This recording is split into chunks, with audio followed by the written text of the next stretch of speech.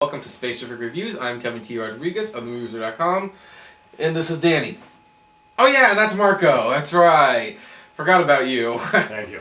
Okay, anyway, today we're going to be reviewing Disney's The Princess and the Frog. But just to start out, the movie is a typical Disney movie, princess film. You know, girl has a dream, and she gets turned into a frog, as you've probably seen the commercials. And from there, it's fairly predictable, minus a couple twists. But personally, I thought it was really enjoyable. I mean, another advantage of doing this movie a couple days later is we've gotten a chance to read some reviews and some other opinions on this, shall we say. And right now, we're going to discuss probably the number one complaint. This movie's predictable. I do not care it's predictable. What do you think? No, it doesn't matter. All of them are predictable. All Disney movies are predictable.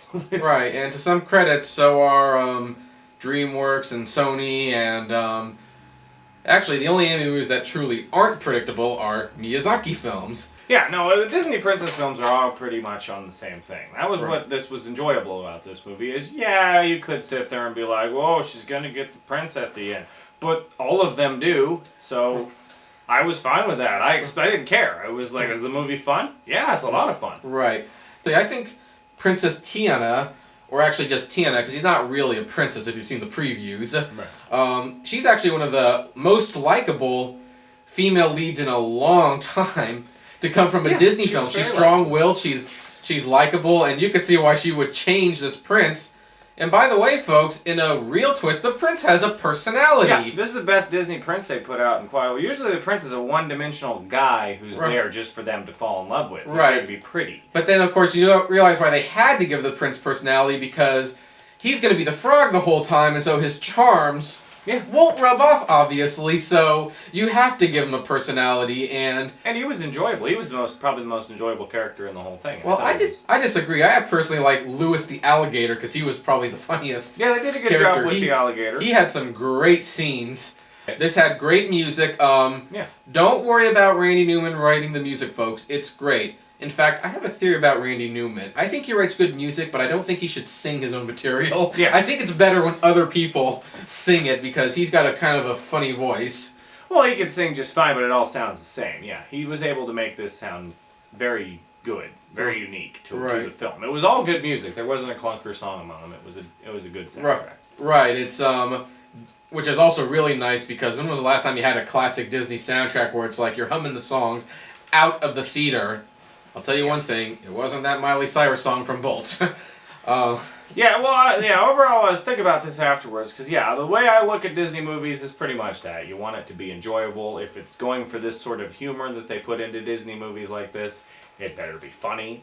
The songs better be good, Yep. And the final thing is it has to have a good villain, hopefully. Yeah. And we actually have a very good villain, which I think provides the only disappointing thing. Oh, that's a email from the computer. Ignore that, folks. But the only disappointing thing about the movie is that the bad guy does not have the big climactic fight that I probably would have liked to have seen, because he's a voodoo witch doctor and he controls the shadows. He doesn't have those corny sidekicks, and he's really twisted evil in a flamboyant sort of way. And I greatly enjoyed seeing the fact that he was there. I like Keith David as the voice. Right. He did excellent. Who also did the voice in Coraline, and he's probably one of the best voice actors got a great out voice. there. He's an awesome dude. I like seeing him in just about anything. But my only thing with the film that I was disappointed in is the final act of the film was a little. They didn't the actual finale it slowed itself down way too much. Right. It should have. And it's a mixed feeling, because in a sense it actually kind of works within the theme. Yeah. Because there's this big underlying thing of, temptation. Well, there's a few underlying themes, which is actually unusual for a Disney film, but one of them was temptation, so I guess that fits into this, but man, you got a guy that's this cool, and there's glimpses, and it's like, can't they fight somehow? He was kind of ham-fisted in the movie, it seemed like. He was a good villain, but he really didn't have a lot to do. Right. And they only gave him a motive, toward the end. They finally came up with, I need help, and he talked to the other people and said, I'm going to take over New Orleans. It's he is? Well, yeah. Why is he doing that? Some credit. He does have, maybe not the best song, but the best animated musical number.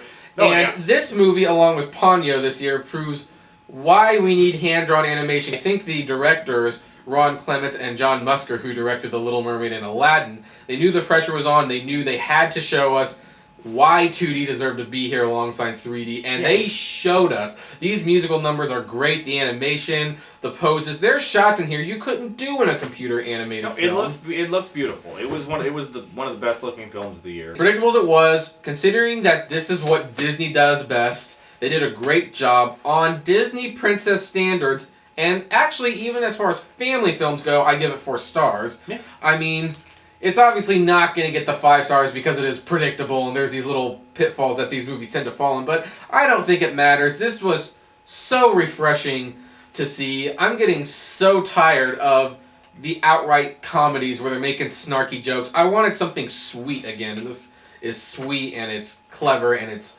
it's a musical, and I think, welcome back, Disney. I liked Meet the Robinsons and Bolt, but this has the Disney touch that those movies did not have. Yeah, no, I was going to say, I actually give it 4 stars also. I found this to be one of the, next to Ponyo, which was released under the Disney name. Right, which Disney undersold still, I think. No, I think this was probably the best animated film of the year. Next to it. Ponyo I still liked a little more. I think I enjoyed this a little bit more than Up, because I found Up to be just a little lesser than previous Pixar films. But just the glorious animation and the humor to it and all that worked wonderfully. And